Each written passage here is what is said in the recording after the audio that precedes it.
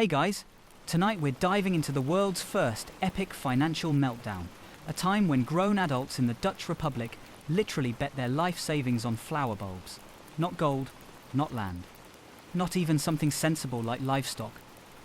Tulip bulbs. Specifically, tulips that hadn't even bloomed yet. We're talking about Tulip Mania, the 1637 economic bubble that proved humans have always been spectacularly bad at distinguishing between investment opportunity and obvious insanity. This is the story of merchants, nobles, and regular people who looked at a flower bulb and thought, yes, this is definitely worth more than my house. This isn't Wall Street. This isn't cryptocurrency. This is 17th century Amsterdam, where a single tulip bulb could cost more than a canal house, where people traded their entire estates for flowers they'd never even seen, and where the market crashed so hard that it traumatized an entire nation for generations. It's the original speculative bubble, the financial disaster that started it all. And somehow, it's about tulips. So before we watch an entire economy implode over botanicals, take a second to like the video and subscribe, but only if you actually enjoy what I do here. Leave a comment telling me where you're listening from, what time it is for you, and whether you've ever made a financial decision you regret. Somehow, it's always 2 a.m. and we're all thinking about that time we bought something stupid. Now, dim those lights, switch on a fan for that soft white noise, get comfortable, and maybe check your investment portfolio to make sure you haven't accidentally bet everything on decorative plants. Let's pause for a second. Have you ever wondered how an entire economy can collapse over flowers? How do you convince yourself that a tulip bulb is worth 10 years of wages? What do you do when you realize you've traded your house for a flower that just sits there being a flower? How does a market go from rational to completely insane in a matter of months? Could you resist the temptation when everyone around you is getting rich trading tulips and you're the only one not participating? Would you be the person shouting, "This is obviously a bubble"? Or would you be the person mortgaging your house to buy Semper Augustus bulbs you've never actually seen? And now, congratulations. You've just woken up in Amsterdam. The year is 1636. Tulip prices are climbing daily. Your neighbour just bought a single bulb for more than you earn in a year. Everyone's talking about tulips. Everyone's trading tulips. And you're starting to think that maybe, just maybe, you should get in on this before you're the only person in the Dutch Republic who isn't rich from flowers. Good luck with that. The Dutch love affair with tulips starts innocently enough in the 1590s, when a botanist named Carolus Clusius brings them from Turkey to Leiden. Tulips are exotic, beautiful, and novel, the perfect status symbol for the wealthy elite of the Dutch Golden Age. But these aren't just pretty flowers. Some tulips display breaking, a viral infection creating stunning striped, flamed, or feathered patterns in the petals. These broken tulips are unpredictable, impossible to reproduce reliably, and absolutely mesmerizing. The most beautiful varieties get legendary names like Semper Augustus and become horticultural masterpieces. Owning one signals you're cultured, wealthy, and connected. It's like having a luxury car, except the luxury item is a flower bulb that might or might not survive the winter. The 1630s are boom times in the Dutch Republic. The Dutch East India Company is printing money. Amsterdam is becoming Europe's financial capital, and the merchant class has disposable income for the first time. Regular people, tradesmen, shopkeepers, artisans are looking for investment opportunities, and there aren't many options. The stock market doesn't really exist. Real estate is limited. Enter tulip bulbs, which seem to only increase in value and are suddenly the hottest investment in the Netherlands. Let's set the scene properly. The Dutch Republic in the 1630s is experiencing what historians call the Dutch Golden Age. And golden is not an exaggeration. The Dutch East India Company, the VOC, is the world's first multinational corporation, and it's making obscene amounts of money trading spices, silk, and other goods from Asia. Amsterdam has become the financial centre of Europe, eclipsing Italian city-states and rivaling anything in England or France. Dutch ships dominate global trade. Dutch banks finance European kingdoms. Dutch merchants are becoming fantastically wealthy. This wealth is trickling down to the middle class in ways unprecedented in European history. A successful merchant might own several ships. A shopkeeper might have investments in trading ventures. Even skilled craftsmen, weavers, carpenters, silversmiths have disposable income beyond basic survival needs. This is new. For most of human history, regular people lived paycheck to paycheck, or rather, harvest to harvest. Now, suddenly, there's a middle class with money to spend and invest. But where do you invest in 1630s Netherlands?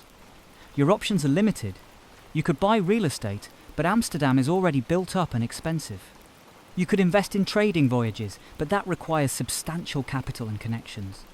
You could buy government bonds, but the returns are modest and boring. You need something that's accessible, potentially lucrative, and exciting.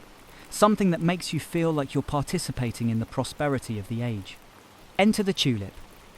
Tulips arrive in Western Europe from the Ottoman Empire in the mid-1500s. They're exotic, nothing like the native European flowers. The shape is elegant, the colours are vibrant, and most importantly, they're new. Novelty matters in status competition. Owning something rare and beautiful that your neighbours don't have is the entire point of luxury consumption. Carolus Clusius, a botanist at Leiden University, brings tulip bulbs from Turkey and begins cultivating them in the university gardens. He's a serious scientist interested in botany and horticulture. He's not trying to start an economic bubble. He's just growing interesting plants. But the wealthy elite of the Netherlands notice his tulips and want them for their own gardens. Clusius refuses to sell. He's a researcher, not a merchant. So people steal them, literally break into the university gardens at night and dig up bulbs. This theft creates the first tulip market in the Netherlands, founded on botanical crime. The wealthy start cultivating tulips as garden ornaments. Having a rare tulip in your garden signals sophistication and wealth. It says you're cultured enough to appreciate beauty, wealthy enough to afford exotic imports, and connected enough to access scarce goods. The tulip becomes a status symbol among the Dutch elite. This is normal luxury consumption. Rich people have always spent money on expensive, beautiful, useless things. This is fine. This is not yet a bubble. But then the tulips start doing something unexpected. They break. Breaking is when a tulip's solid colour suddenly displays dramatic patterns, stripes, flames, feathers. A plain red tulip might produce offspring with red flames on a white background. A yellow tulip might break into yellow and red stripes. These broken tulips are absolutely stunning. They're also completely unpredictable. Nobody in the 17th century understands why tulips break. We know now it's caused by a mosaic virus transmitted by aphids. The virus doesn't kill the tulip, but it weakens it and causes the colour-breaking patterns. The Dutch don't know about viruses. They just know that sometimes tulips produce incredible colour variations that can't be reliably reproduced. You can plant seeds from a broken tulip and get ordinary offspring. You can plant offsets from a broken tulip and sometimes get the pattern, sometimes not. It's a genetic lottery. This unpredictability makes broken tulips incredibly valuable. A grower might cultivate tulips for years waiting for a spectacular break. When it happens, he's created something unique and beautiful. The most prized broken tulips get names and reputations. Semper Augustus becomes legendary for its red flames on white. Viceroy is famous for its purple and white stripes. These aren't just flowers. They're living works of art, each one unique, each one impossible to duplicate exactly. The market for tulips grows organically through the 1620s and early 1630s. Wealthy collectors pay significant sums for rare varieties. Growers cultivate new varieties, hoping for spectacular breaks. A legitimate horticultural market exists with prices that, while high, reflect actual scarcity and beauty. A rare bulb might sell for 100 to 300 guilders expensive, but not insane. This is luxury goods market functioning normally. The economic context matters. The Dutch Republic is wealthy and getting wealthier. Money is flowing into Amsterdam from global trade. Interest rates are low. There's liquidity in the financial system looking for investment opportunities. The merchant class is comfortable with risk. They're already investing in trading voyages that might return 100% profit or result in total loss when ships sink. The cultural mindset is entrepreneurial and optimistic. Tulips fit perfectly into this context. They're beautiful, scarce, and potentially profitable. They represent modernity and sophistication. They're a way to participate in the prosperity of the age. Buying tulip bulbs seems, initially, like a reasonable investment in luxury goods that appreciate over time. It's not crazy. Not yet. The transition from reasonable luxury market to insane speculative bubble happens gradually, then suddenly. As more people become interested in tulips, prices rise. Rising prices attract more interest. More interest pushes prices higher. The feedback loop begins. By 1635 to 1636, tulip prices are rising fast enough that people start buying tulips not to grow them, or even to own them, but purely to resell at a profit. The tulip stops being a flower and becomes a financial instrument. This is where it stops making sense. This is where the Dutch collective rational mind takes a vacation and Tulip Mania begins. But in 1593, when Clusius plants those first bulbs, nobody sees this coming. It's just a botanist growing interesting flowers. The road to financial hell is paved with beautiful petals. Here's where things get weird. You're not usually buying actual tulip bulbs. You're buying promissory notes for bulbs that are still in the ground. Tulips bloom in spring, then the bulbs rest underground until autumn. Most trading happens in winter, when the bulbs are invisible. You're literally buying a promise that someone will deliver a bulb in 6 months. It's futures trading, except the future commodity is a flower. Serious trading happens at the Amsterdam Stock Exchange among wealthy merchants. But by 1636, the trade spreads to taverns where regular people gather. These aren't formal exchanges, they're drinking establishments where weavers, carpenters and bakers trade bulbs, promissory notes and contracts while getting drunk. The tavern trade is chaotic, unregulated and increasingly speculative. People with no horticultural knowledge are trading flowers they've never seen. The barrier to entry is low. The potential profits seem unlimited. The atmosphere is festive, exciting and completely divorced from the reality that you're all gambling on plants. Let's explain how tulip trading actually works, because it's important to understand the mechanics to appreciate how absurd this becomes. Tulips have a specific biological cycle. They bloom in April and May, a few weeks of flowers, then the petals fall off, the plant dies back, the bulb remains underground through summer, dormant. In September or October, bulbs are dug up, divided if they've produced offsets, and replanted for next year's bloom. This cycle means the bulbs are only accessible for a brief window in autumn. But people want to trade tulips year-round. The solution is futures contracts.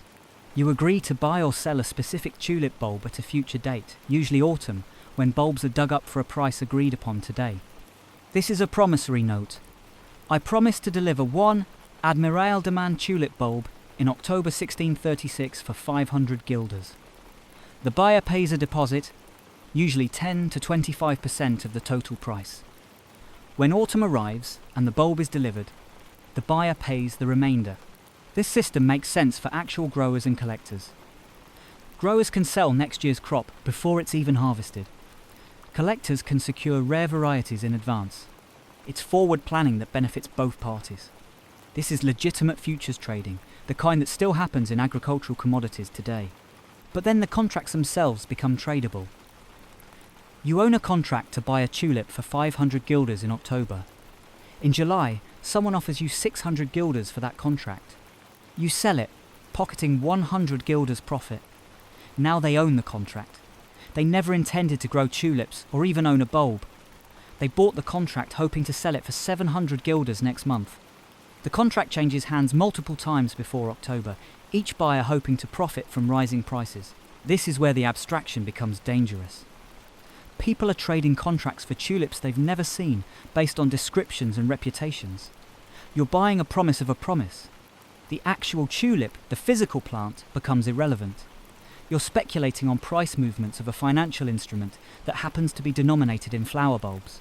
The legitimate trading happens at the Amsterdam Stock Exchange, the Beurs, where merchants conduct business. The exchange is a formal institution with established procedures. Trades are recorded. Contracts are written. There's at least some structure and accountability. The merchants trading tulips at the Beurs are wealthy, experienced traders who understand speculation and risk. Some get caught up in the mania, but many stay relatively cautious. The real mania happens in the taverns. By late 1636, tulip trading spreads beyond the merchant class to regular people, artisans, shopkeepers, skilled workers. These people don't have access to the bourse. They trade in taverns, literally, in drinking establishments scattered across Dutch cities. These tavern trades are called collegae informal trading clubs that meet regularly in specific taverns. Picture this. It's January 1637. You're a weaver in Haarlem. You've heard everyone's making money trading tulips. You go to the local tavern where tulip trading happens. The room is crowded, noisy, and smoky. Men are drinking beer and Geneva, Dutch gin. They're shouting prices, making deals, writing contracts on scraps of paper. Someone offers to sell you a contract for a Gouda tulip bulb to be delivered next autumn for 200 guilders. You've never seen a Gouda tulip. You have no idea if 200 guilders is a fair price. But everyone around you is making deals, and they all seem confident prices will keep rising. You don't have 200 guilders in cash. Nobody does. So you put down 20 guilders as a deposit and sign a contract promising to pay the remaining 180 guilders when the bulb is delivered. You're now leveraged 10 to 1 on a flower you've never seen and know nothing about.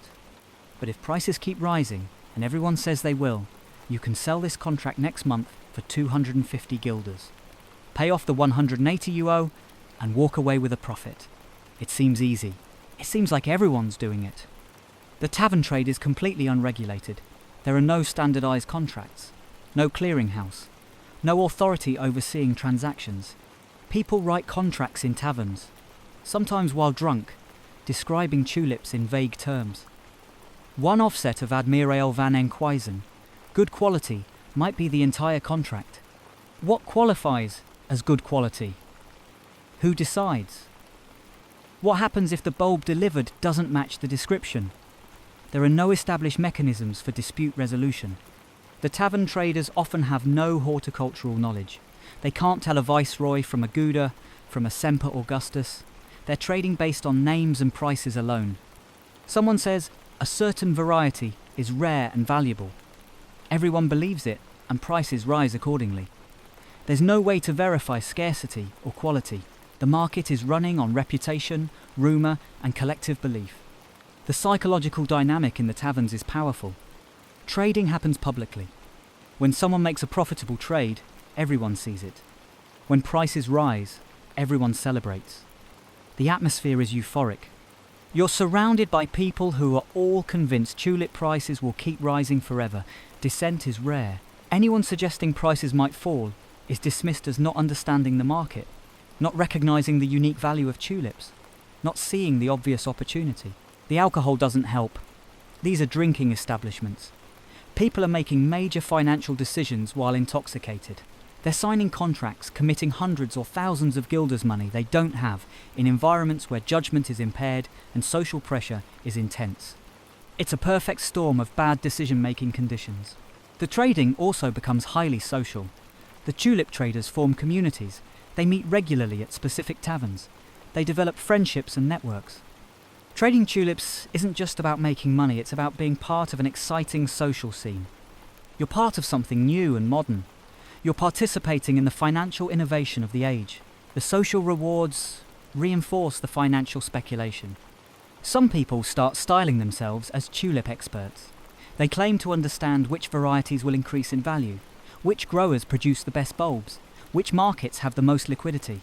They offer advice, often self-serving. You should buy Admiraal de Man bulbs right now. I have inside information that a major collector is buying them. This expert probably owns Admiraal de Man contracts and wants to drive the price up so he can sell at a profit. But newcomers don't know this. They trust the experts and make bad trades. The notation system is confusing. Prices are quoted in guilders, but often with odd fractional amounts. 420 guilders and a half might mean 420.5 guilders. Or it might mean 420 guilders plus a half unit of something else. The accounting is sloppy and inconsistent. People lose track of what they own, what they owe, and what their positions are worth. The confusion enables more speculation because nobody's exactly sure what anything's worth. By early 1637, the tavern trade has become pure speculation disconnected from any underlying reality. People are trading contracts for tulip bulbs that are contracts for other tulip bulbs that might not even exist yet. The abstraction is complete. The tulips are irrelevant. It's just numbers on paper, prices rising, and everyone convinced they'll get out before it crashes. Except it's about to crash. Soon. And the tavern traders, who are the most leveraged and least sophisticated participants, will be destroyed. But in January 1637, none of that is visible. The tavern trade is at its peak, loud, drunk, confident. By late 1636, tulip prices are disconnected from any rational valuation. A single bulb of Semper Augustus, the most prized tulip, sells for 6,000 guilders. For context, a skilled craftsman earns about 300 guilders per year. That's 20 years of wages for a flower bulb. A Viceroy tulip sells for 2,500 guilders. There's a famous record of a single bulb being traded for 4 oxen, 8 pigs, 12 sheep, 2 tons of butter, 1,000 pounds of cheese, a bed, clothes, and a silver drinking cup. This is documented madness. But here's the thing about bubbles. They're self-reinforcing. You see your neighbour buy a tulip bulb for 100 guilders and sell it a week later for 150 guilders. He made half a year's wages in a week by doing nothing. Then you see it happen again and again. Suddenly everyone you know is trading tulips and making money. You're the only one not participating. The fear of missing out is crushing. What if tulips really do keep increasing in value forever? What if this is your one chance to achieve wealth? The psychological pressure to join is overwhelming. It's the middle class, an aspiring middle class, who go all in people, with something to lose, but ambitions for more. They mortgage their businesses, sell their possessions, borrow money. They're chasing upward mobility through flower speculation. Let's put some specific numbers to this insanity, because the scale is important. We have actual records of tulip prices from the period, recorded by notaries and in court documents after the crash. These aren't estimates or exaggerations. These are documented transactions. Semper Augustus, 6,000 guilders per bulb at peak. Some sources say as high as 10,000, but 6,000 is well documented. Viceroy, 2,500 guilders. Admiral Leafkins, 4,400 guilders. Admiral van der Eyck, 1,620 guilders. Gouda, 750 guilders for an offset. An offset is a small bulb that will take several years to mature. For comparison, annual wages and prices in 1630s Netherlands. Skilled craftsman, carpenter weaver, 250 to 350 guilders per year. Modest canal house in Amsterdam, 3,000 to 4,000 guilders. Ox 100 guilders. Pig, 30 guilders. Ton of butter, 100 guilders. Barrel of beer, 20 guilders. So a single Semper Augustus bulb costs twice as much as a house. It costs as much as 60 oxen. It costs 20 years of a skilled worker's wages. And it's a flower bulb. It doesn't produce food. It doesn't provide shelter. It can't be used as a tool. It blooms for a few weeks in spring, producing a beautiful flower, then goes dormant until next year. That's it. That's what you're paying a house worth of money for. The famous barter transaction, the one recorded in multiple sources, involved a Viceroy bulb being exchanged for the following goods: 4 fat oxen, 400 guilders, 8 fat pigs, 240 guilders, 12 fat sheep, 120 guilders, 2 tons of butter, 200 guilders, 1,000 pounds of cheese, 120 guilders, 4 barrels of beer, 80 guilders, 2 tons of wheat, 240 guilders, a complete bed, 100 guilders, a suit of clothes, 80 guilders, a silver drinking cup, 60 guilders. Total value, approximately 2,500 guilders. This is enough food and goods to support a family for several years. It's a farmstead's worth of livestock.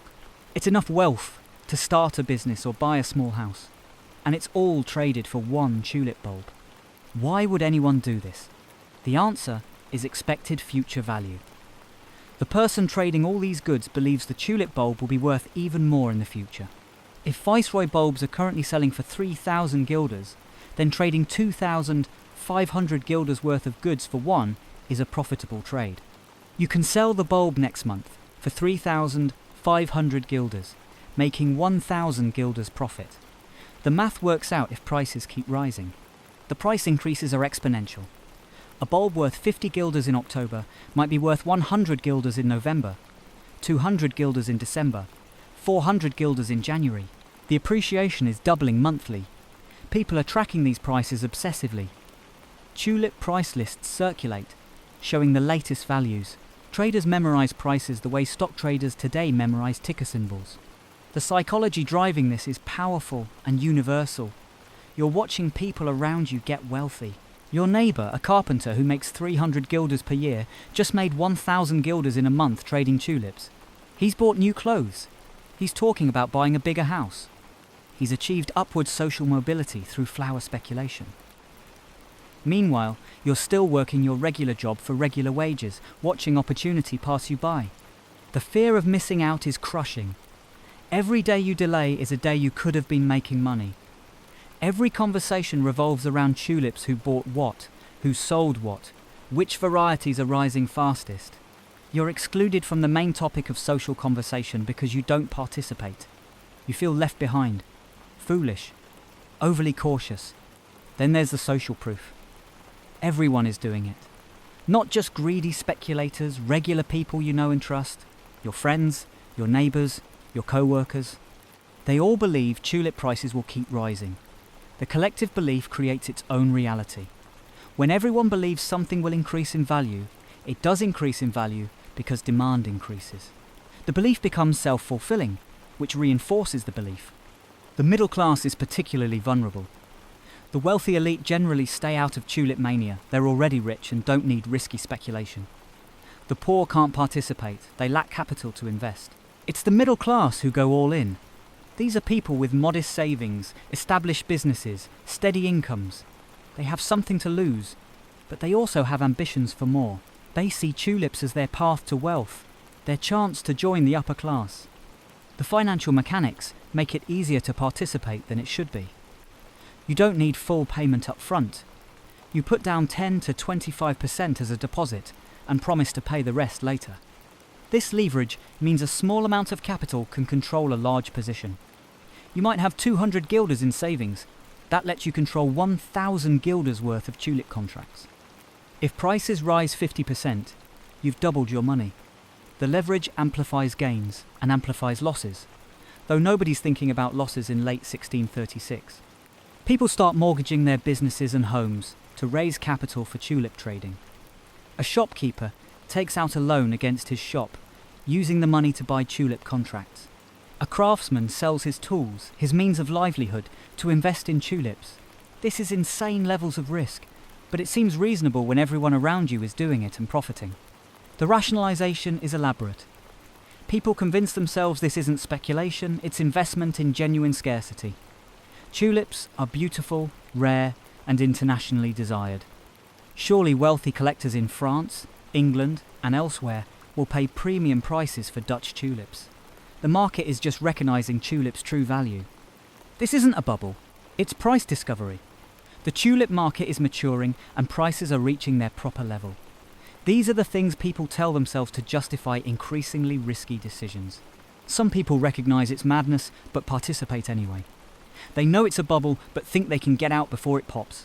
They'll buy tulips, ride the price increase, and sell just before the crash. They're sure they'll see the warning signs. They're confident they're smarter than everyone else. They're wrong, but they won't discover that until February. The conversion of skeptics accelerates the bubble. If you're sitting out Tulip Mania in November 1636, watching everyone get rich, the psychological pressure builds daily. Eventually, you break. You think, okay, maybe I'm wrong. Maybe tulip prices really will keep rising. Maybe I should put just a little money in. You make a small investment. It immediately increases in value. Now you're convinced. You invest more. Within weeks, you've gone from skeptic to true believer. By late January 1637, Tulip Mania is at its peak. Prices are rising daily, trading volume is massive, the taverns are packed with traders, the atmosphere is euphoric. Everyone is making money. Everyone knows someone who bought a tulip contract last week and sold it yesterday for double. The success stories are everywhere. The warnings are nowhere. A few people are nervous. A few people think this can't last. But they're drowned out by the noise of a market that's convinced it's discovered perpetual prosperity through trading flowers. The collective delusion is complete. The Dutch Republic has convinced itself that tulip bulbs are worth more than houses, that flowers are more valuable than food, that this is normal and sustainable. It's not sustainable. It's not normal. And in about 2 weeks, everyone's going to find that out the hard way. Let's talk about the legendary Semper Augustus, the Bitcoin of bulbs, the ultimate tulip, the flower that defines the entire mania. It's a broken tulip with red flames on a white background. Absolutely stunning and extremely rare. Only a handful of Semper Augustus bulbs exist, and the owner refuses to sell, which drives the price higher through scarcity. The bulb becomes legendary. Everyone wants one. Nobody can have one. At peak mania, a single Semper Augustus bulb is valued at 6,000 guilders, possibly more. It's the ultimate status symbol, the thing that proves you've made it. It's also, and this cannot be stressed enough, a flower bulb. It will bloom for a few weeks, then die back. You can't eat it. You can't live in it. You can't do anything with it except look at it and hope someone will pay you more for it next year. But in 1636, none of that matters. The beautiful patterns everyone's obsessed with, the flames, stripes and feathers, are caused by a mosaic virus transmitted by aphids. Nobody in the 17th century knows this is a virus. They just know certain tulips break unpredictably. This unpredictability adds gambling excitement to cultivation. You might plant an ordinary red tulip and it could break into a flamed masterpiece, or it might stay ordinary. The virus eventually weakens the bulbs until many famous varieties go extinct. But in 1636, people think the patterns are magic. The Semper Augustus is the Mount Everest of tulips, the pinnacle, the ultimate goal, the thing that sits above all others. It's a broken tulip displaying dramatic red flames on a pure white background. The flames are perfectly distributed, creating a pattern that looks almost painted. The effect is breathtaking. European artists paint it repeatedly. Poets write verses about it. It becomes the most famous flower in the world. The rarity is genuine. Only a dozen or so Semper Augustus bulbs exist in the entire Dutch Republic. Most are owned by a single wealthy collector who refuses to sell regardless of price. This artificial scarcity the owner could sell, but chooses not to, drives desire to insane levels. It's the ultimate luxury good. Beautiful, scarce, and explicitly unavailable. The wealthy compete to buy Semper Augustus bulbs when they occasionally come to market. The price history shows the escalation. Early 1620s, 1,000 guilders for a bulb, already extremely expensive. Late 1620s, 2,000 to 3,000 guilders, 16 tharisics. 6,000 guilders, with some claims of offers as high as 10,000 guilders. That's 6 times the price of a canal house in Amsterdam. That's 20 years of a skilled craftsman's wages. For a flower bulb, the Semper Augustus becomes symbolic of the entire mania. Its price trajectory mirrors the broader tulip market's ascent into madness. The bulb has an actual history we can trace. The original Semper Augustus was grown by a tulip enthusiast in Lille, France, in the early 1600s. The bulb was brought to the Netherlands and changed hands several times before ending up with an Amsterdam collector. Each transfer increased its reputation and price. By the 1630s, owning Semper Augustus is the ultimate status symbol among the Dutch elite. But here's the thing. Most people participating in Tulip Mania never see a Semper Augustus. They know it by reputation. They've seen paintings or botanical illustrations. They've heard the stories about its beauty and price. But they've never stood in a garden and actually looked at the flower. It exists in their imagination as an ideal, the perfect tulip, the most valuable flower, the thing that justifies the tulip market's valuations. The Semper Augustus becomes the anchor for the entire pricing structure. If a Semper Augustus is worth 6,000 guilders, then a Viceroy, which is also beautiful but less rare, might be worth 2,500 guilders. An Admirael van der Eyck might be worth 1,600 guilders. A Gouda might be worth 750 guilders. The entire market's pricing is relative to Semper Augustus at the top. As Semper Augustus prices rise, All other tulip prices rise proportionally. The bubble inflates from the top down. Let's talk about the biology, because it's ironic and tragic. The beautiful flaming pattern of Semper Augustus is caused by tulip-breaking virus, a mosaic virus transmitted by aphids. The virus infects the tulip and disrupts the production of anthocyanin pigments in the petals. This creates the striped and flamed patterns that are so highly prized. But the virus is also weakening the bulb. Infected tulips are less vigorous, produce fewer offsets, and eventually decline in health. Semper Augustus bulbs become progressively weaker over time. The very characteristic that makes them valuable is slowly killing them. By the late 17th century, Semper Augustus is extinct. The virus weakened the bulbs so much they couldn't survive. The most expensive flower in history no longer exists. The 17th century Dutch don't understand viruses. They observe that some tulips break, suddenly displaying patterns, but they don't know why or how. They try to deliberately cause breaking through various methods. Cutting the bulbs, stressing the plants, cross-pollination. None of it works reliably, because breaking is caused by viral infection, which is random and uncontrollable. This unpredictability makes breeding tulips part horticulture, part gambling. You might grow tulips for 10 years and never get a spectacular break. Or you might get lucky and produce a new variety that becomes famous and valuable. The randomness adds excitement. Every spring when tulips bloom, growers are watching to see if any bulbs have broken into valuable patterns. It's like a lottery where the prize is a flower worth more than your house. The mystique around Semper Augustus is carefully cultivated literally and figuratively. The owner who refuses to sell knows he's driving up the price. He's creating legendary status through scarcity. He displays his Semper Augustus tulips in his garden, where visitors can admire them but not possess them. He's playing the luxury goods game perfectly. Create desire, limit supply, watch the price climb. Other tulip growers try to recreate Semper Augustus by crossing different varieties. They produce tulips with similar patterns, red flames on white backgrounds, but none quite capture the perfection of the original. These attempts create secondary market for Semper Augustus-like tulips that are slightly more affordable, only 3,000 guilders instead of 6,000, but still absurdly expensive. The symbolism of Semper Augustus extends beyond horticulture into philosophy and art. Dutch still life painters include tulips, especially Semper Augustus in vanitas paintings, alongside symbols of mortality, skulls, hourglasses, extinguished candles. The message: beauty is fleeting, wealth is temporary, death comes to all. The tulip, despite its price, will wilt and die. The symbolism is heavy-handed but appropriate. The people buying Semper Augustus for 6,000 guilders are so focused on the flower's value, they miss the obvious metaphor about impermanence. Writers and moralists use Semper Augustus as an example of human folly. How can a rational person value a flower bulb at 6,000 guilders? What does this say about society's priorities? The flower becomes a symbol of misplaced values, of worshipping beauty and scarcity rather than substance and utility. The criticism is valid but ineffective. People keep buying tulips regardless. The Semper Augustus exists at the intersection of genuine beauty, artificial scarcity, and financial mania.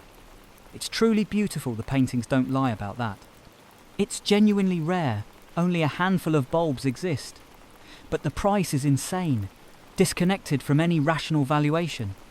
The 6,000 guilder price tag exists because people believe it exists.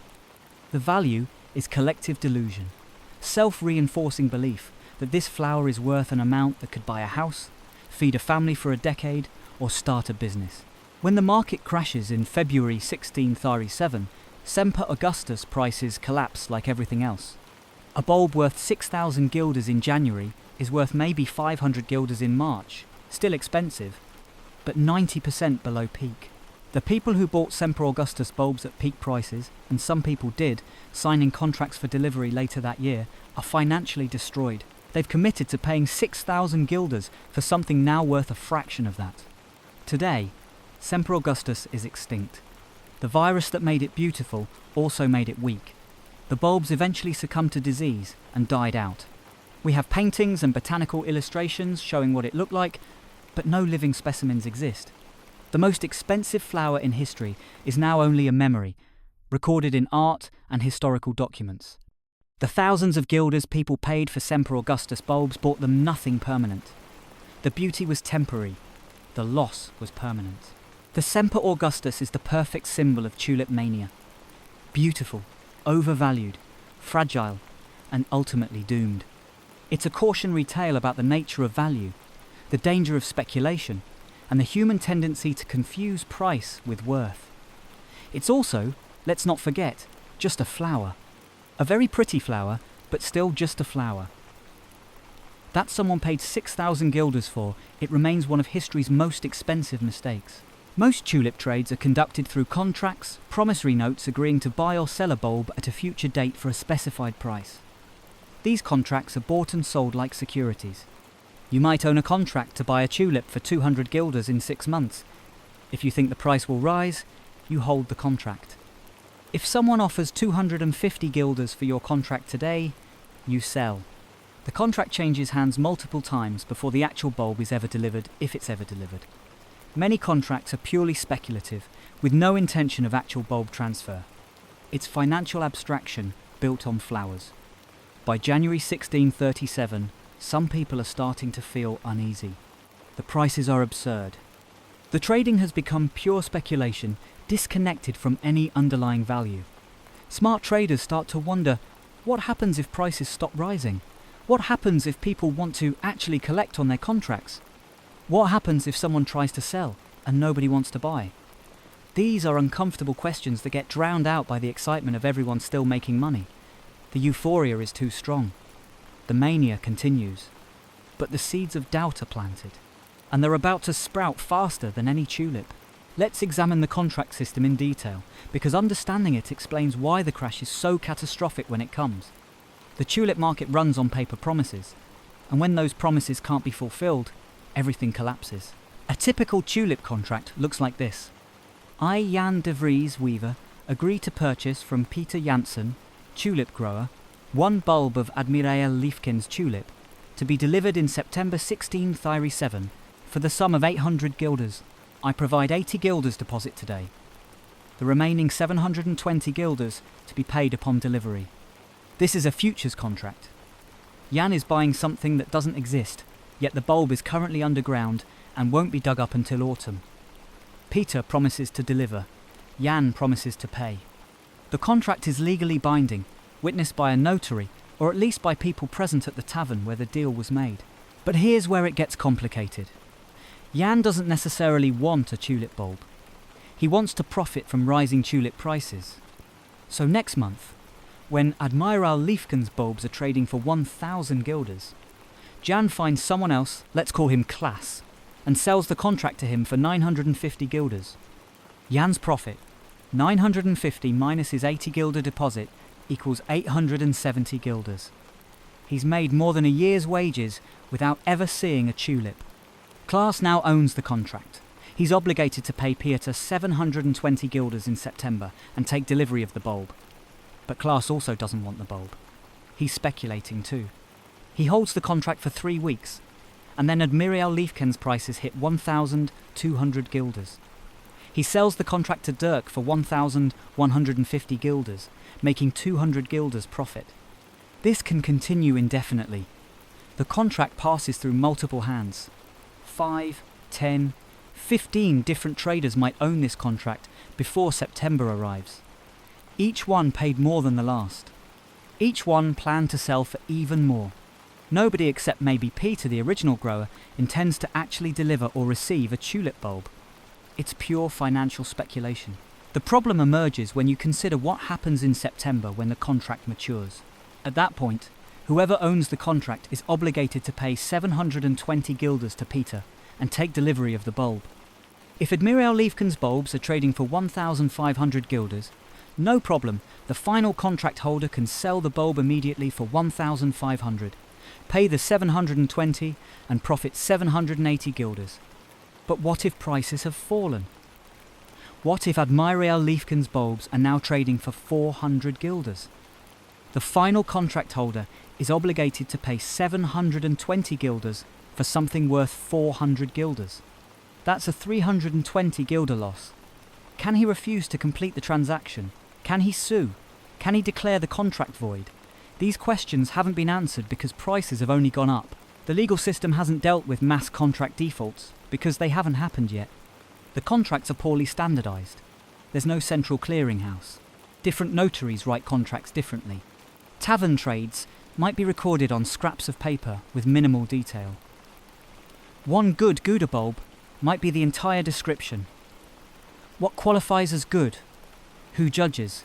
When disputes arise, and they will, there's no established process for resolution. Many contracts are leveraged. The buyer puts down 25% deposit and promises to pay the rest later. This means if you have 100 guilders, you can control 500 guilders worth of tulip contracts. The leverage amplifies returns when prices rise. A 20% price increase on 500 guilders of contracts, with only 100 guilders invested, is 100% return on your capital. Fantastic. But leverage also amplifies losses. A 20% price decline means you've lost all your capital and now owe money on top of that. By January 16, Thari 7, the contract system is incredibly complex and fragile. Chains of contracts link dozens of people together. Jan owes Peter, Klaas owes January, Dirk owes Klaas. Willem owes Dirk. Each link depends on the next link honouring their obligation. If anyone in the chain defaults, everyone downstream is affected. It's a house of cards built on promises and sustained only by rising prices. Some traders recognise the system is unsustainable. These are usually experienced merchants who've seen speculative markets before. They understand that prices can't rise forever, that leverage is dangerous, that when everyone's optimistic it's time to be cautious. These smart traders start quietly exiting positions in January. They're selling tulip contracts while prices are still high. They're converting paper profits into actual cash. They're reducing their exposure, but they're a minority. Most traders are still buying, still convinced prices will keep rising. The euphoria drowns out the caution. Every skeptical voice is countered by 10 optimistic ones. Tulips are different. The demand is international. Prices reflect true scarcity. This isn't speculation, it's investment. The rationalizations are endless. There's also social pressure to stay in the market. If you're selling in January 16, Thari 7, your peers think you're foolish. You're getting out just when prices are hitting new highs. You're leaving money on the table. You're not understanding the opportunity. The social cost of being cautious is high. Most people stay in, if only to avoid looking stupid to their friends. The tavern atmosphere remains euphoric. Traders are celebrating gains. Stories circulate about people who became wealthy trading tulips. Did you hear about Dirk? He started with 50 guilders 3 months ago and now he's worth 2,000 guilders. These success stories reinforce the belief that everyone can get rich. The failures people who bought high and can't find buyers are less visible. They're embarrassed, quiet, hiding their losses. The information environment is biased toward optimism. Some physical delivery does happen. Growers actually deliver bulbs to collectors who genuinely want to grow them, but this is becoming rare. Most contracts never result in actual bulb transfer. They're settled in cash. The buyer pays the difference between contract price and current market price, or vice versa. The contracts are becoming pure financial instruments, disconnected from any underlying physical commodity. The notation gets sloppy. People lose track of what contracts they own. They've bought and sold so many that they're not sure what their net position is. I think I owe 400 guilders in September, but maybe it's 600. I need to check my records. The record keeping can't keep pace with the trading volume. Mistakes accumulate. Late January 1637, prices hit their absolute peak. Some varieties are trading at 20 to 30 times what they were worth 6 months ago. The gains are dizzying, but the gains are all on paper. Nobody's actually realised these profits yet. They're numbers in contracts. Valuations based on the assumption you can sell tomorrow for more than you pay today. The assumption has held for months. It's about to break. The smart money has already exited. The truly wealthy collectors have stopped buying. They recognise prices are absurd. The cautious merchants have sold their positions. What remains in the market is the most optimistic traders, the most leveraged speculators, The people who got in late and need prices to keep rising, or they'll lose everything. The market is increasingly composed of people who can't afford a crash, which is exactly when a crash happens. Early February, someone tries to sell and can't find a buyer. Then someone else. Then several people. The contracts that were so easy to sell last week suddenly have no buyers. The chain is breaking. The promises can't be fulfilled. And everyone starts to realize that the paper wealth they thought they had is based on collective belief. And that belief is evaporating in real time. The house of cards is wobbling. And it's about to come crashing down. In early February 1637, at a routine tulip auction in Haarlem, something unprecedented happens. Nobody bids. A seller offers bulbs at the previous day's prices. Silence. No bids. He lowers the price. Still nothing. The buyers have disappeared. Suddenly, everyone realizes simultaneously that tulip prices aren't going to keep rising, they're going to fall. Panic spreads through the taverns, the exchanges, the merchant houses. Within days, the tulip market collapses completely. Prices drop 90 to 95% in a matter of weeks. A bulb that sold for 5,000 guilders last month now can't find a buyer at 50 guilders. The bubble has popped. The crash is brutal and swift. Everyone who owns tulip bulbs or contracts suddenly wants to sell. Nobody wants to buy. Sellers panic and drop prices. This triggers more panic selling. A downward spiral begins that can't be stopped. People who bought tulips at peak prices are holding worthless assets. People who signed contracts agreeing to buy tulips at peak prices are legally obligated to pay for bulbs now worth a fraction of the contracted price. The paper wealth that seemed so real weeks ago has evaporated. Fortunes disappear overnight. The euphoria turns to despair. The meltdown is instant and catastrophic. The exact date is disputed. Some sources say early February, others mid-February 1637, but the location and mechanism are consistent. At a routine tulip auction in Haarlem, one of the centres of tulip trading, sellers offer bulbs at the going market rate. Haarlem auctions happen regularly. They're where growers and traders meet to exchange actual bulbs and contracts. This particular auction should be routine. It's not. The auctioneer presents the first lot, a collection of bulbs, various varieties, quality specimens. He opens bidding at the previous day's prices, let's say 1,000 guilders total. In a normal auction during the mania, multiple bidders would immediately compete, driving the price up. That's what always happens.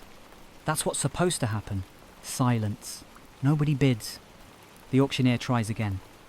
1,000 guilders for this fine collection. Do I hear 1,000? Nothing. The audience of buyers and traders sit quietly, arms crossed, not bidding. The auctioneer is confused. He lowers the price. 900 guilders. Surely 900 for these bulbs. Still nothing. He drops it again. 800. Silence. Something fundamental has shifted. The buyers who were eager and aggressive last week have disappeared. They're not buying at any price. The auctioneer cancels the auction. Word spreads through Haarlem immediately. The tulip auction failed. Nobody bought. Prices couldn't be sustained. What happened? Why did the buyers suddenly disappear? The truth is that bubbles pop for no dramatic reason. They just pop. Everyone simultaneously realizes that they've been participating in collective madness. The spell breaks. The belief that sustained the mania that prices will keep rising forever evaporates. Once enough people doubt, everyone doubts. The market psychology flips from euphoria to panic instantly. In this case, there were probably warning signs in the days before. Some traders tried to sell contracts and found fewer willing buyers. Some prices had softened slightly from their peaks. Maybe there was gossip about someone defaulting on a contract. Maybe a prominent trader was seen selling. These subtle signals accumulated, and suddenly everyone realized, the top is in. Prices won't go higher. The time to sell is now, before they fall.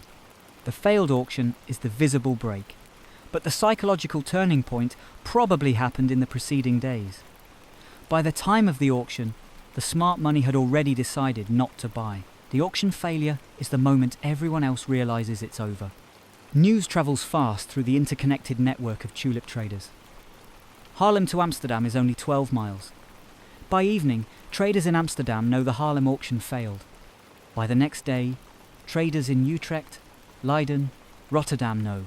Within 72 hours, everyone involved in tulip trading across the Dutch Republic knows. The market has collapsed. Buyers have disappeared. Prices are falling. The panic selling begins immediately. Everyone who owns tulips or tulip contracts tries to sell before prices fall further. But there are no buyers. Everyone wants to sell. Nobody wants to buy. This is the fundamental breakdown of any market crash. Liquidity disappears. The market only functions when there are both buyers and sellers. When everyone's on the same side, everyone selling the market ceases to function. Sellers drop prices desperately. A contract for an Admiraal Liefkens bulb worth 800 guilders last week is offered at 700 guilders. No takers. The seller drops to 600 guilders. Nothing. 500 guilders. Still nothing. The price discovery moves downward in a cascade. Every failed sale at a lower price establishes a new, lower market price. The psychological effect is devastating. If 500 guilders won't attract buyers, then the real value must be lower than 500 guilders. The taverns so festive and euphoric weeks ago are now scenes of panic and recrimination. Traders desperately trying to sell positions. Others refusing to honour contracts they signed. Arguments breaking out over who owes what to whom. Some people are in denial. This is temporary. The market will recover. Hold your positions. Others are panicking. Sell everything now. Get whatever you can. Cut your losses. The speed of the collapse is shocking. Prices that took months to climb to absurd heights fall 90% in weeks. A Semper Augustus worth 6,000 guilders in January can't find a buyer at 500 guilders in March. A Viceroy worth 2,000. 500 guilders is offered at 200 guilders with no takers. Lesser varieties that sold for hundreds of guilders are now worth single-digit guilders. The wealth destruction is nearly total. People who were paper millionaires weeks ago are now bankrupt. The merchant who owned 5,000 guilders worth of tulip contracts discovers those contracts are now worth maybe 200 guilders. He's lost 4,800 guilders, more than 15 years of wages in a matter of weeks. Worse, he owes money on the contracts he bought on leverage. He put down 500 guilders in deposits and owes another 4,500 guilders to complete the purchases. But the tulips he's obligated to buy are now worthless. He's destroyed financially. The leverage amplifies the losses catastrophically. People who bought on 1:0 leverage are wiped out immediately. A 10% price decline wipes out their entire capital. A 50% price decline means they've lost everything and now owe money. A 90% price decline, which is what happened, means they owe multiple times their original investment. The math is brutal. Some people try to walk away from their contracts. I signed a contract to buy a tulip for 1,000 guilders, but now it's worth 100 guilders. I refuse to pay. This creates legal chaos. The seller who was promised 1,000 guilders now gets nothing. But that seller has obligations of his own. He owes money to someone else based on the expected 1,000 guilder payment. When the payment doesn't come, he can't meet his obligations. The defaults cascade through the system. The chain of contracts breaks link by link. The growers, actual horticulturists who grew tulips, are caught in the middle. They have bulbs they were supposed to deliver to contract holders. But the contract holders are refusing to pay or can't pay. The growers are left with bulbs nobody wants and no payment for their year's work. Some growers literally plough their tulip fields under, destroying bulbs that have become worthless liabilities. The psychological shift is complete. Tulips went from objects of desire to objects of shame. Owning tulips marks you as a fool who got caught in the mania. People want to distance themselves from tulips as quickly as possible. The flowers that were status symbols weeks ago are now embarrassments. Nobody wants to admit they participated. Nobody wants to talk about their losses. The crash affects different groups differently. The wealthy elite who stayed out are largely unaffected. They watched the mania from the sidelines, perhaps losing some money on vanity tulip collections, but not ruined. The truly poor couldn't participate and are unchanged. It's the middle class, the merchants, artisans, tradesmen who speculated heavily, who are destroyed. The crash hollows out the middle class in tulip trading cities. The emotional toll is severe. People who felt wealthy weeks ago are now bankrupt. The shame is intense. Some people become depressed, unable to cope with the sudden reversal. Some become angry, looking for someone to blame. Some flee, leaving the Dutch Republic entirely to escape debts and shame. The psychological trauma affects participants for the rest of their lives. The crash also affects non-participants. If you sold goods to a tulip trader who now can't pay, you've lost money. If you loaned money to someone who invested in tulips, you won't be repaid. The contagion spreads beyond direct participants to anyone economically connected to them. The damage ripples outward through social and economic networks. By March 1637, the tulip market has effectively ceased to exist. Nobody's trading, nobody's buying. The bulbs themselves are still in the ground, waiting to be dug up in autumn, but nobody cares about them anymore. The financial infrastructure, the contracts, the promissory notes, the elaborate system of futures trading has collapsed.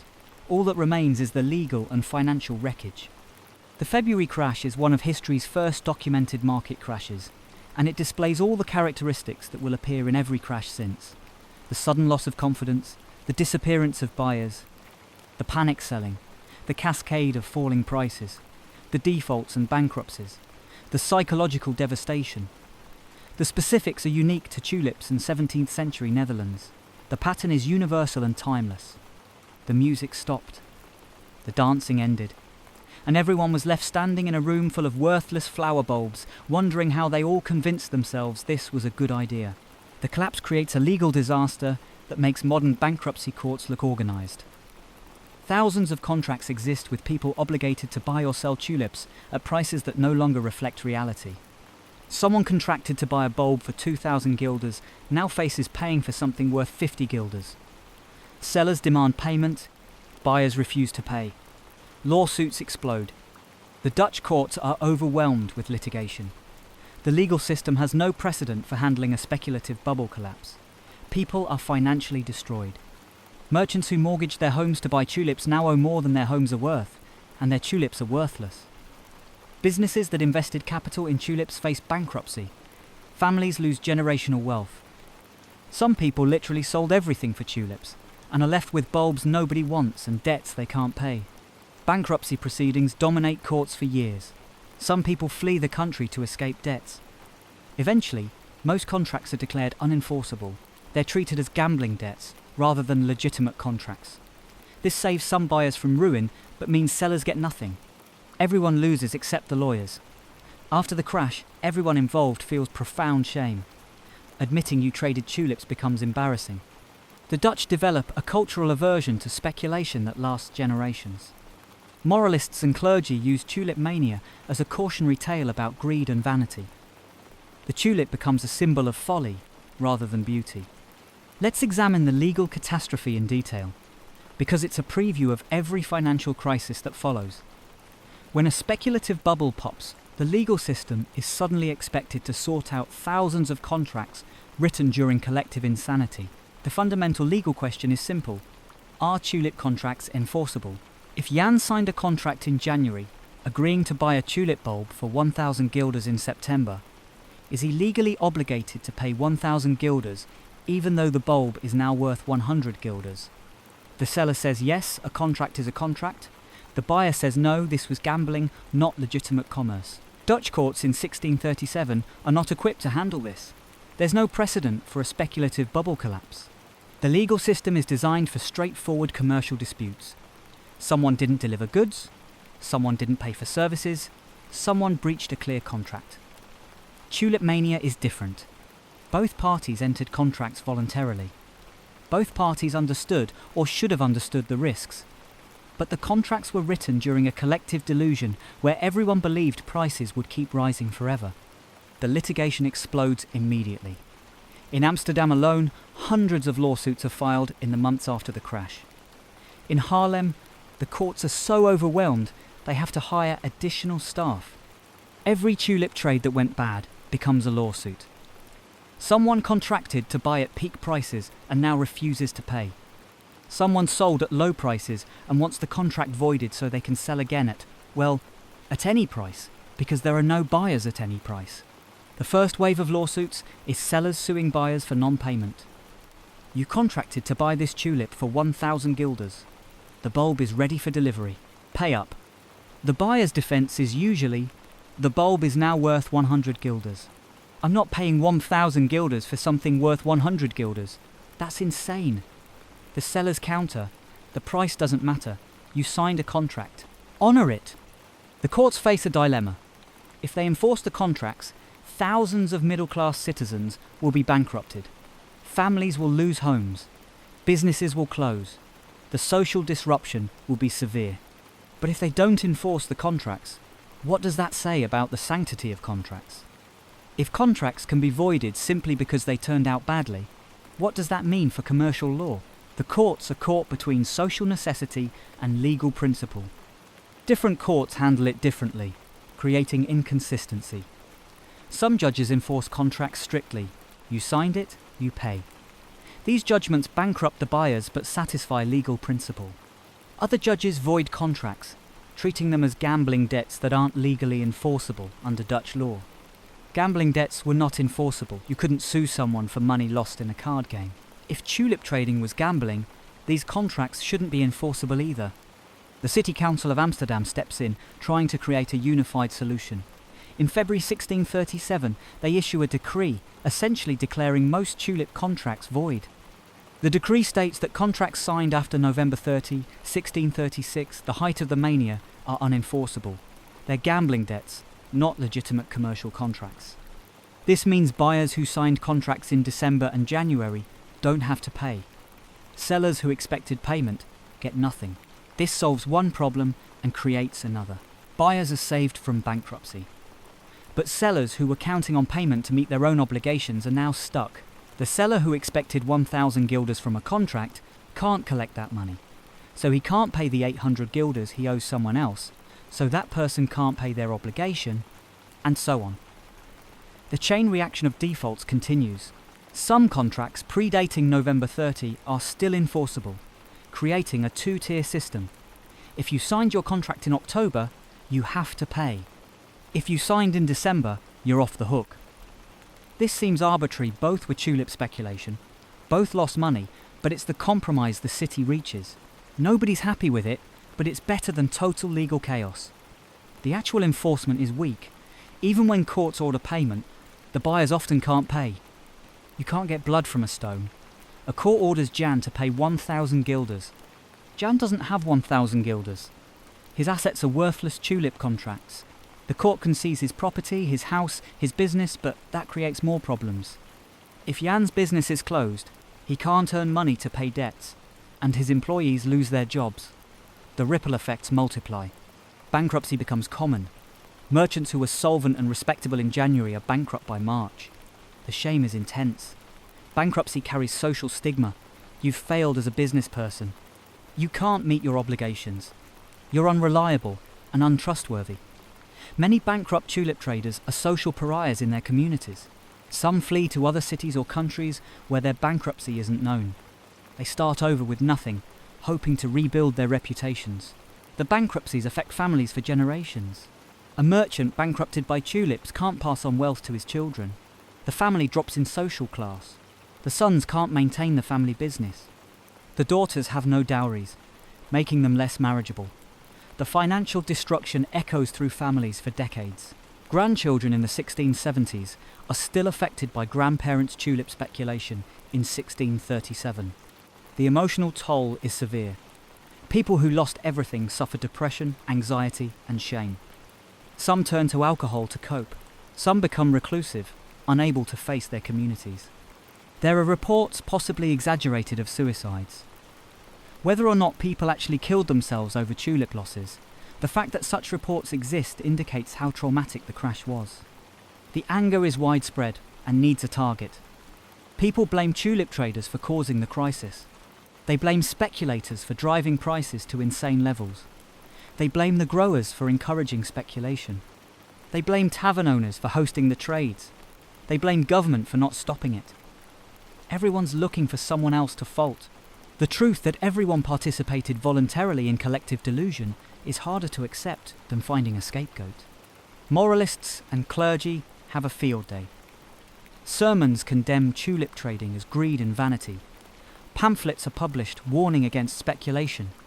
The most famous is Flora's Maluagan, Flora's Wagon of Fools, a satirical dialogue published in 1637 mocking tulip traders as idiots who deserve to lose everything. The pamphlet features characters with names like Gairgode, Rashgoods, and Waremont. Warning, the message is clear. Tulip traders were fools and sinners, and their losses were divine punishment. This moral condemnation is convenient for non-participants. It allows them to feel superior and vindicated. I knew tulip trading was foolish. I stayed out.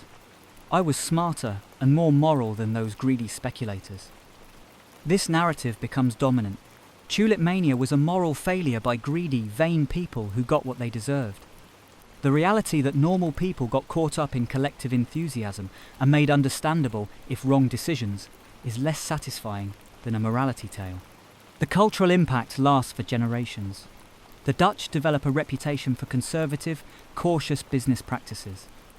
The Tulip Mania is taught as a cautionary tale.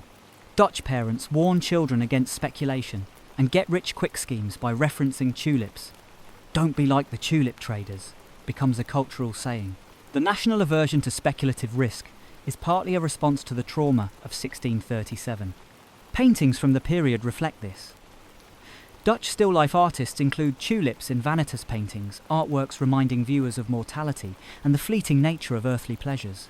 A tulip beside a skull means beauty fades, wealth is temporary, death comes to all. The paintings are beautiful and melancholy, carrying the weight of cultural trauma. The economic impact is real but limited. Some individuals and families are ruined, some businesses close. But the overall Dutch economy continues functioning. The East India Company keeps trading profitably. Dutch ships still dominate global commerce. Amsterdam remains the financial capital of Europe. The tulip crash is a serious event that destroys many lives, but it doesn't destroy the economy. It's a warning that even the strongest economy can harbour speculative bubbles. But it's not a systemic crisis. The legal aftermath drags on for years. Lawsuits from tulip contracts are still being adjudicated in the 1640s. Some people are still trying to collect on contracts a decade after the crash. The courts eventually establish precedents that will apply to future speculative bubbles. Contracts entered during manias can be voided if they're deemed gambling rather than legitimate commerce. Bankruptcy provides some protection for debtors, and courts have discretion to prevent enforcement of contracts that would cause social harm. By the 1640s, the legal chaos has mostly settled. The contracts are resolved mostly in favour of buyers who didn't have to pay. The bankruptcies are processed. The lawsuits are adjudicated. What remains is the cultural memory and the personal trauma of everyone involved. The Tulip Mania is over, but its consequences last for decades. And tulips? They're still grown in the Netherlands. The flowers are still beautiful, but nobody's paying 6,000 guilders for a bulb anymore. Tulips return to being what they always were, just flowers. Expensive flowers for the wealthy perhaps, but still just flowers. The insanity has passed, reality has returned, and reality is much less exciting but considerably safer than Tulip Mania ever was. Here's the surprising part. The tulip crash doesn't destroy the entire Dutch economy. Despite what you might expect, the Dutch Golden Age continues. Trade flourishes. The East India Company keeps making money. Why? Because ultimately, Tulip Mania is limited in scope. Many wealthy people stayed out entirely. The speculation was concentrated among the middle class and aspiring traders in specific cities. The underlying economy, international trade, manufacturing, agriculture, shipping is completely unaffected by tulip prices. The financial system survives because tulip debts are written off rather than enforced. Modern historians actually debate how severe Tulip Mania really was. Some argue it's been exaggerated, that it was a relatively minor event affecting few people, blown out of proportion by moralistic propaganda and satirical pamphlets.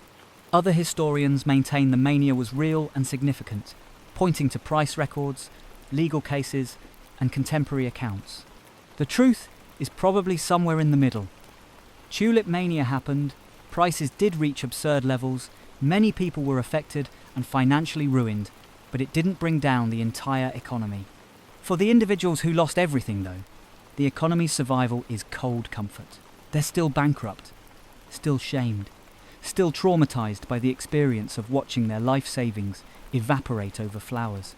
Let's address the historical debate first, because it matters for understanding what actually happened. For centuries, Tulip Mania was presented as a catastrophic economic crisis that devastated the Dutch economy. The story was told as straightforward fact. An entire nation went insane over tulips. Prices reached absurd levels. The crash destroyed the economy. This narrative appeared in economics textbooks and history books as an established historical event. Then, in the 1980s and 1990s, economic historians started examining the primary sources more carefully. What they found surprised them. Much of the Tulip Mania narrative came from a single source: Charles Mackay's 1841 book, Extraordinary Popular Delusions and the Madness of Crowds. Mackay's account was entertaining and dramatic, but not particularly well researched. He relied heavily on satirical pamphlets published after the crash, treating them as factual accounts rather than exaggerated propaganda. When historians examined contemporary sources, notary records, court documents, merchant letters, city council minutes, they found a more nuanced picture. Yes, tulip prices reached absurd levels. Yes, speculation was rampant. Yes, the crash caused financial hardship for many people. But the scope might be smaller than traditionally claimed. The historian Peter Garber argued in the 1980s that Tulip Mania was a relatively minor event, overstated for centuries. Other historians push back against revisionism, arguing that the price records and legal cases prove Tulip Mania was real and significant. They point to documented evidence: prices of thousands of guilders for single bulbs, court records showing hundreds of lawsuits, contemporary accounts describing widespread speculation. They argue that just because the entire economy didn't collapse doesn't mean the mania wasn't severe for those involved. The current historical consensus is somewhere in the middle. Tulip Mania happened. It was real. Prices really did reach absurd levels. People really did speculate heavily. The crash really did cause financial ruin for many. But it wasn't an economy-destroying catastrophe. It was serious, but limited in scope and impact. The truth is less dramatic than the traditional narrative, but still significant. Let's examine why the Dutch economy survived. First, the speculation was geographically concentrated. Tulip trading was heaviest in a handful of cities: Haarlem, Amsterdam, Leiden, Utrecht. Other regions of the Dutch Republic were less involved or not involved at all. The countryside continued farming. The fishing industry continued fishing. The shipbuilding industry continued building ships. Most economic activity was completely unrelated to tulips. Second, the speculation was class concentrated. The very wealthy largely stayed out. The old money families, the established merchants, the titled nobility they watched from the sidelines or participated minimally. Some bought tulips for their gardens as collectors, but they didn't speculate heavily. The very poor couldn't participate, they lacked capital. The Tulip Mania was primarily a middle-class phenomenon. Artisans, shopkeepers, minor merchants, skilled workers. These people represented a significant but not dominant portion of the economy. Third, the underlying economic engines were unaffected. The Dutch East India Company, the VOC, was the foundation of Dutch prosperity. It continued trading profitably through 1636 and 1637. Spices from Indonesia, silk from Asia, goods from around the world flowed into Amsterdam. The VOC's profits had nothing to do with tulip prices. When tulips crashed, the VOC kept making money. Dutch shipping continued dominating global trade. Dutch shipyards kept building vessels. Dutch merchants kept financing trading voyages. The herring fleet kept fishing. The textile industry kept producing cloth. The banking system kept operating.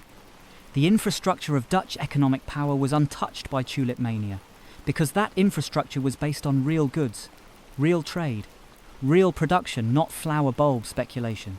Fourth, the Dutch financial system was sophisticated enough to contain the damage.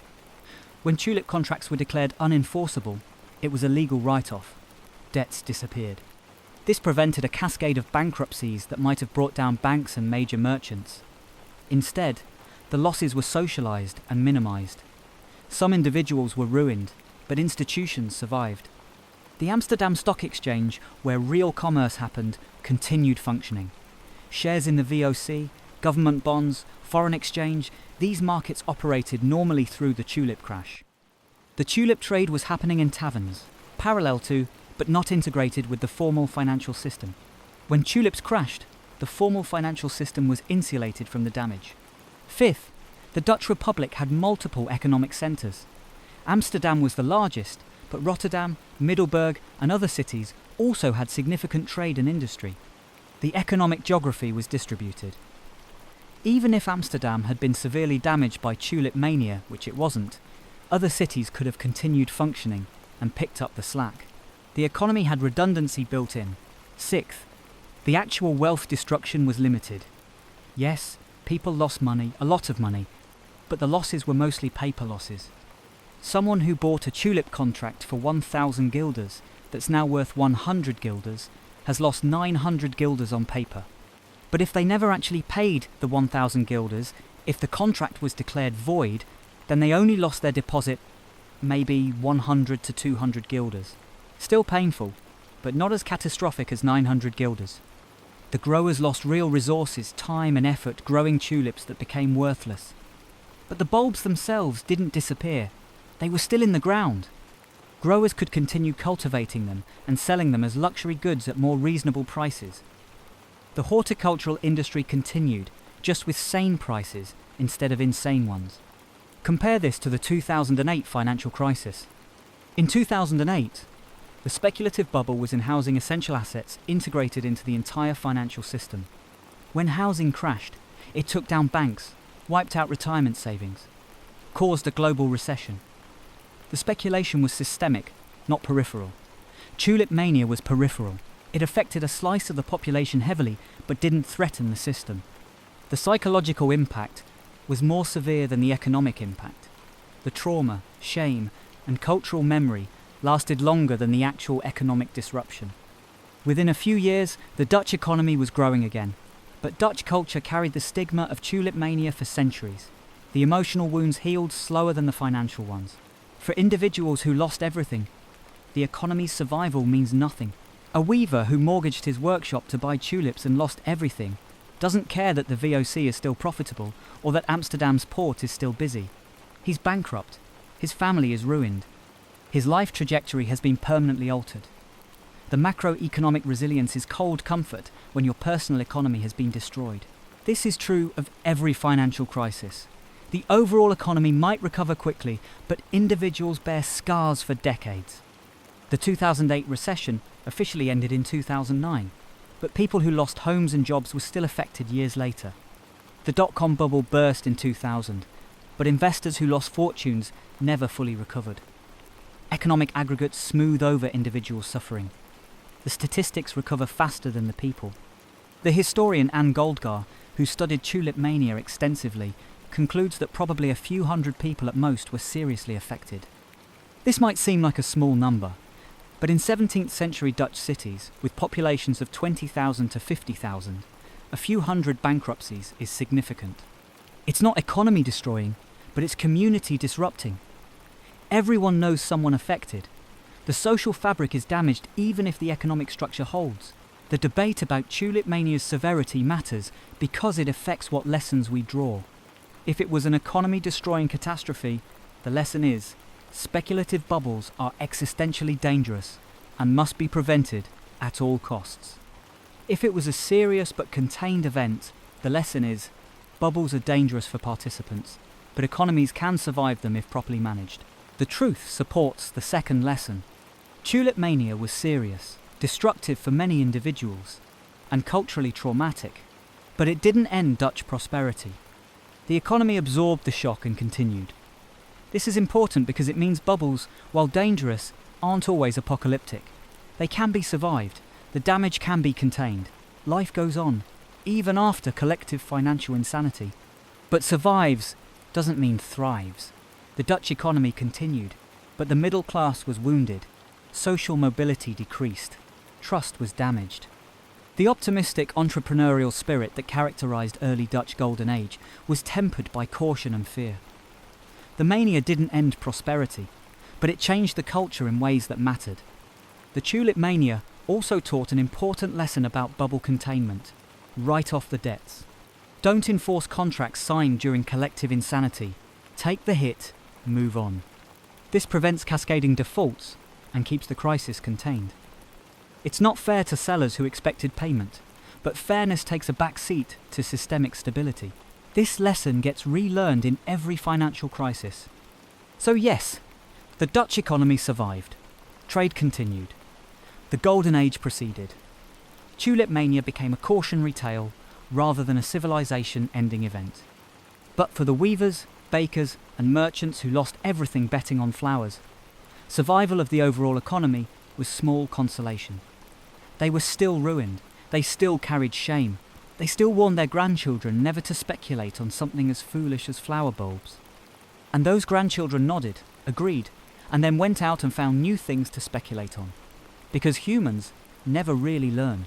We know Tulip Mania happened partly because Dutch Golden Age artists documented it obsessively. We have botanical illustrations showing exact tulip varieties and their prices.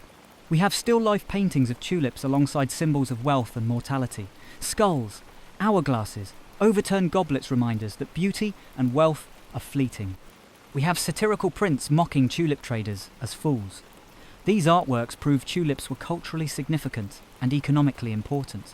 Ironically, these paintings are now worth far more than the tulips they depict ever were. Tulip Mania becomes the first documented speculative bubble studied by economists for centuries. It demonstrates key bubble characteristics: rapid price increase disconnected from fundamental value, widespread speculation driven by expected future price increases, euphoria and fear of missing out, eventual collapse when reality intrudes. Modern economists use Tulip Mania as the template for understanding every financial bubble since the South Sea bubble, railway mania, the dot-com bubble, the housing crisis, cryptocurrency boom and bust cycles. The specifics change. The human psychology doesn't. The lesson is simple. Speculative bubbles are dangerous. Asset prices can become disconnected from value, and collective madness can make rational people do insane things. This lesson has been taught for 400 years. Nobody learns it. Every generation experiences its own Tulip Mania in some form. Let's start with the art, because it's the most tangible legacy. Dutch Golden Age painting is famous for still-life works, detailed, realistic paintings of flowers, food, and objects. Tulips feature prominently in these paintings. Artists like Ambrosius Boschert, Jan Bruegel the Elder, and dozens of others painted tulips with meticulous accuracy. These aren't decorative paintings. They're scientific documentation combined with artistic beauty. The botanical illustrations are particularly valuable historically. Artists would paint specific tulip varieties from life, often including notes about the variety name and sometimes the price. We have paintings showing Semper Augustus, Viceroy, Admiral van der Eyck, and other famous varieties. These paintings preserve what the tulips looked like, which is important because many varieties are now extinct. The visual record survived, even though the flowers didn't. The still-life paintings often include memento mori symbolism, reminders of mortality. A tulip might be painted alongside a skull, representing beauty and death. An hourglass next to a tulip means time is passing. Beauty fades. An overturned goblet suggests pleasure is temporary. These symbols aren't subtle. The paintings are saying, look at this beautiful, expensive tulip. Now remember you're going to die, and the tulip will wilt, and nothing lasts. It's heavy-handed symbolism, but it's effective. After the crash, satirical prints circulate widely. The most famous are the Flora's Malawagan prints, showing tulip traders as fools in a wagon being pulled by Flora, the Roman goddess of flowers, toward destruction. The traders have animal heads, donkeys, monkeys indicating their stupidity. The prints are crude propaganda. But they're also historical evidence that tulip trading was significant enough to inspire widespread satirical commentary. The irony of these artworks is delicious. A painting of a Semper Augustus tulip worth 6,000 guilders in 1637 now sells for hundreds of thousands or millions of dollars at auction. The painting has retained and increased in value over 400 years. The tulip it depicts collapsed in value within weeks and no longer exists. Art proved to be a better investment than tulips, which should surprise exactly no one. The economic legacy is more complex. Tulip Mania becomes the first documented speculative bubble, establishing a template that economists use to understand market psychology. The bubble characteristics are displacement. A new asset or technology appears that seems to offer exceptional returns. Tulips as exotic luxury goods. Boom. Prices rise, attracting more buyers, creating a self-reinforcing cycle. Euphoria. Speculation takes over. Prices disconnect from fundamental value. Everyone believes this time is different. Profit-taking. Smart money exits. Subtle signals appear that the top is near. Panic. Confidence collapses. Everyone tries to sell. Prices crash. This 5-stage model, articulated by economist Hyman Minsky, applies to Tulip Mania and to every bubble since. The South Sea bubble of 1720 speculation in South Sea Company shares followed this exact pattern. The railway mania of the 1840s, overinvestment in railway companies followed it. The dot-com bubble of the 1990s followed it. The housing bubble of the 2000s followed it. Cryptocurrency bubbles follow it repeatedly. The human psychology underlying bubbles is remarkably consistent across time and cultures. Fear of missing out. Belief that this time is different. Trust in collective intelligence. Everyone can't be wrong. Greed overriding caution. Inability to recognize you're in a bubble while you're in it. These psychological patterns are universal and unchanging. We've had 400 years to learn from Tulip Mania, and we keep creating new bubbles. Modern economists debate whether bubbles can be prevented or only managed after they burst. Some argue that regulations can prevent speculative excess. Others argue that bubbles are inevitable results of human psychology meeting market freedom. The Tulip Mania supports the second view. There were no regulations preventing Dutch tulip trading, but would regulations have helped? People voluntarily entered contracts. They chose to speculate. Would laws have stopped them, or just driven speculation underground? The lesson that bubbles can happen to anyone is important. The Dutch in the 1630s were sophisticated, educated, commercially savvy. They weren't primitive or foolish. They had one of the most advanced economies in the world, and they still created a bubble over flower bulbs. If the Dutch could do it, anyone can. Americans did it with stocks in the 1920s. Japanese did it with real estate in the 1980s. Americans did it again with housing in the 2000s. Intelligence doesn't protect against bubbles. Education doesn't protect against bubbles. Experience doesn't protect against bubbles. Each generation thinks they're different, smarter, better informed. They're not. The Tulip Mania also demonstrates that market crashes don't always destroy economies. This is reassuring in some ways. We can survive financial stupidity. But it's also dangerous because it encourages complacency. If crashes are survivable, maybe we don't need to prevent them. Maybe we can just let bubbles inflate and pop, accepting the damage to individuals as the cost of market freedom. This philosophy has gained traction since Tulip Mania. It's the logic behind too big to fail and central bank bailouts. Let the bubble happen, contain the crash, move on. The cultural legacy in the Netherlands is lasting. Tulip Mania becomes a national embarrassment, a historical event that makes the Dutch look foolish. This creates a cultural aversion to speculation and get-rich-quick schemes. Dutch financial culture becomes conservative and cautious still today. The Netherlands has lower consumer debt and more conservative banking practices than many countries. The tulip trauma created a culture of financial prudence that persists centuries later. Globally, Tulip Mania enters language as shorthand for speculative excess. When economists want to criticize a market they think is overvalued, they call it Tulip Mania. Bitcoin skeptics call cryptocurrency digital Tulip Mania. Housing market critics in 2006 referenced tulips. The phrase carries weight because everyone knows the story. Tulips are the universal symbol of financial foolishness. But here's the thing. People still don't learn. Every generation thinks their bubble is different. In the 1990s, internet investors said tulips were just flowers, but the internet changes everything. In the 2000s, housing investors said tulips were luxury goods, but everyone needs housing.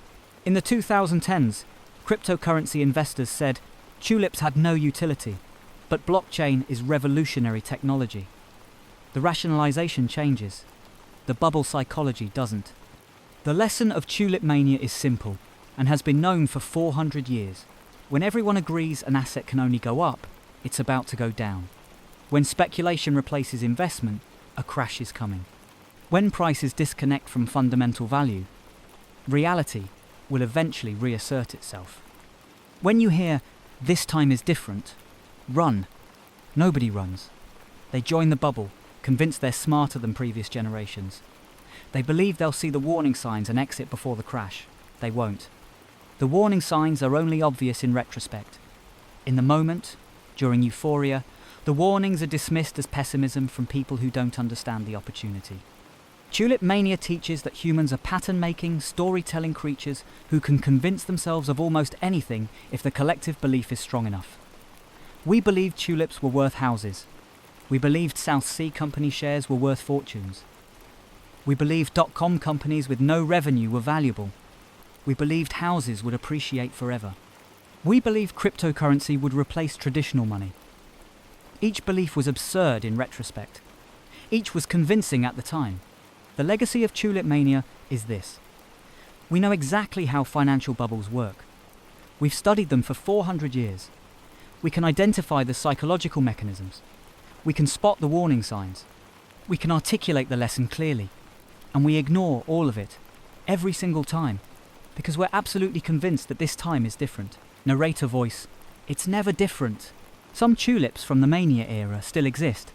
Though Semper Augustus is extinct, the virus that caused its beauty also weakened the bulbs until the variety died out.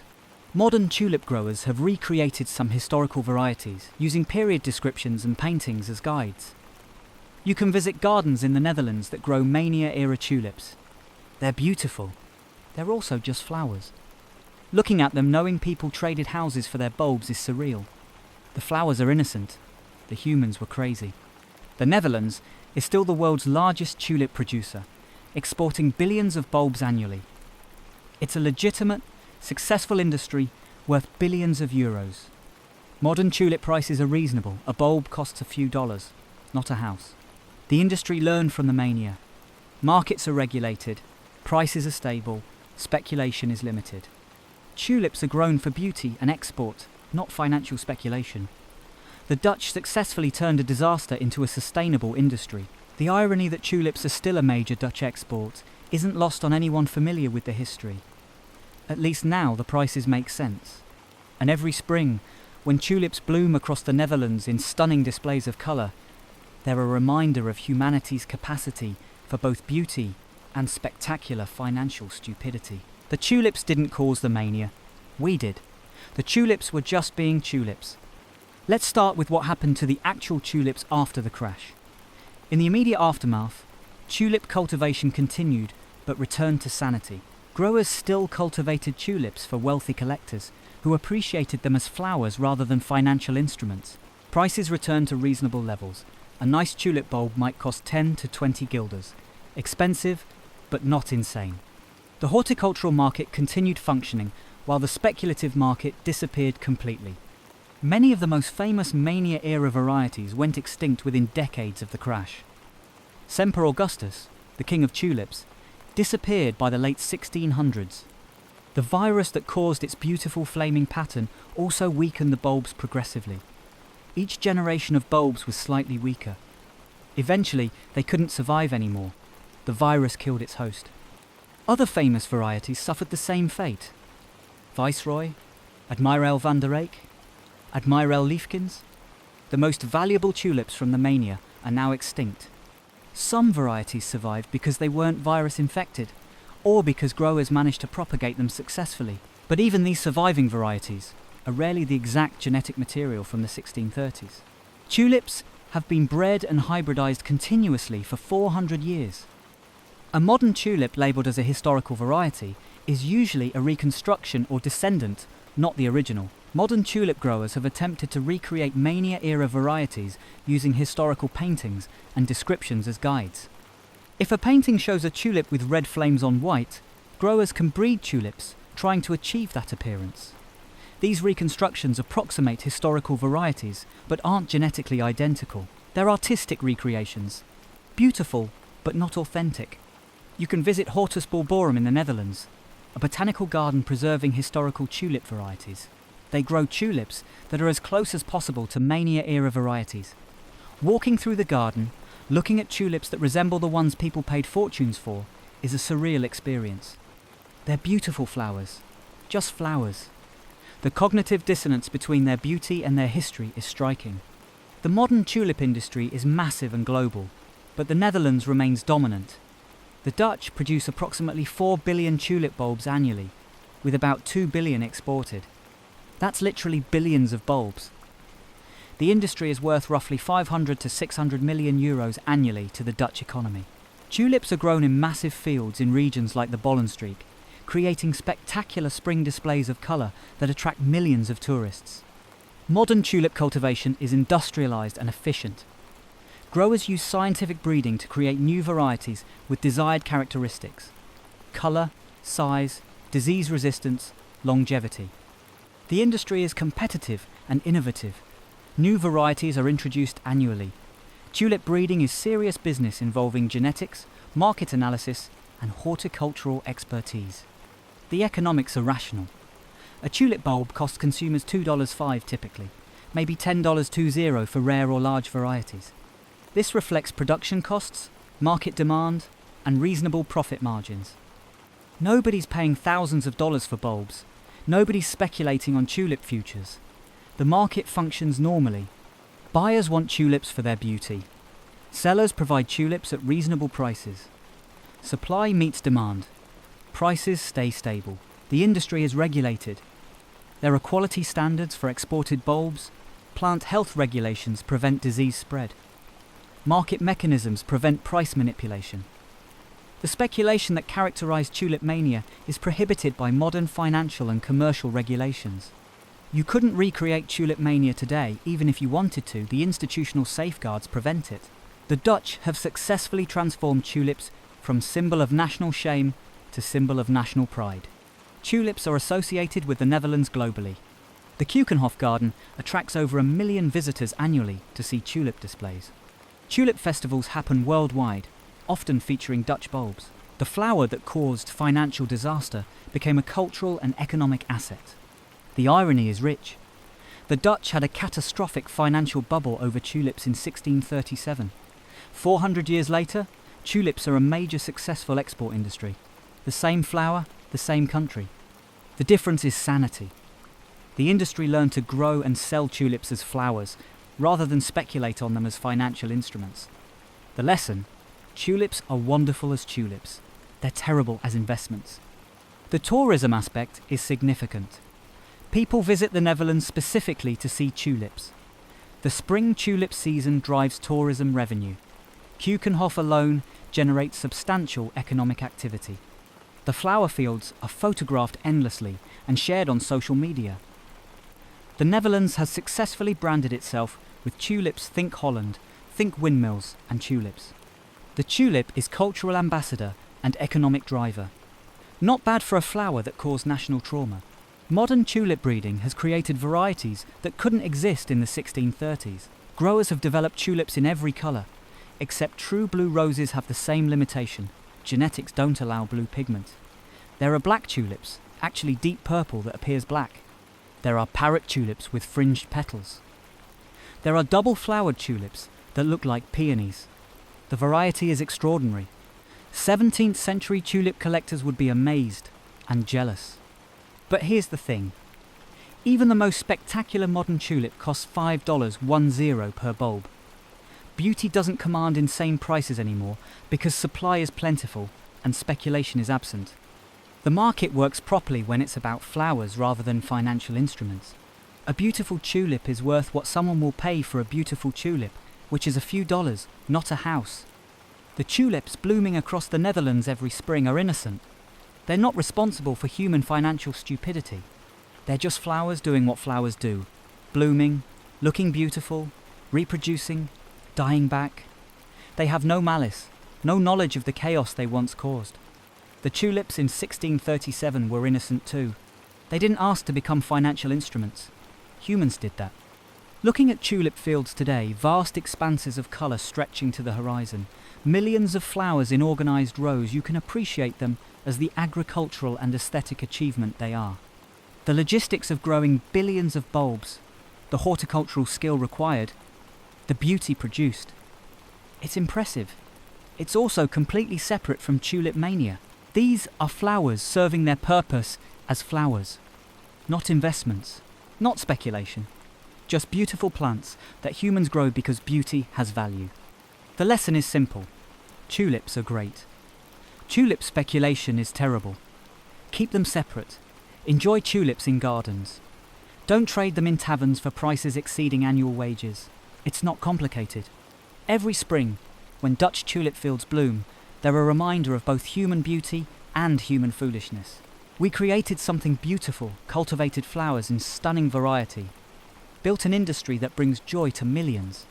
We also created something stupid, a financial bubble that destroyed lives and became shorthand for collective madness. Both are true. Both are part of tulip history. The tulips don't care about any of this. They bloom, they're admired, they die back. They've been doing this for millions of years before humans existed, and they'll continue if we disappear. The tulips are eternal. The mania was temporary. The flowers survived. The speculation didn't. And maybe that's the most important lesson. Beauty lasts. Financial bubbles pop.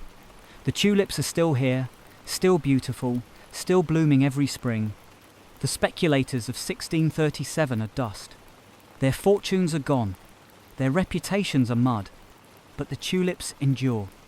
Indifferent and eternal and lovely. The flowers were never the problem. We were. So tonight, as you drift off to sleep in your world of regulated financial markets and FDIC insurance and the general understanding that flower bulbs should not cost more than houses, take a moment to think about the Dutch traders of 1637. The ones who convinced themselves that tulips were worth fortunes. The ones who mortgaged their homes, sold their businesses, and signed contracts for flowers they'd never seen. The ones who experienced the euphoria of watching their paper wealth multiply and then the horror of watching it evaporate in a matter of weeks. Because here's the thing about Tulip Mania. It wasn't about tulips. It was about us. About human psychology.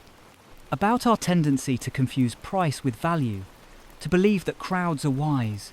To convince ourselves that the rules don't apply to us. That this time is different. The Dutch in 1637 weren't stupid.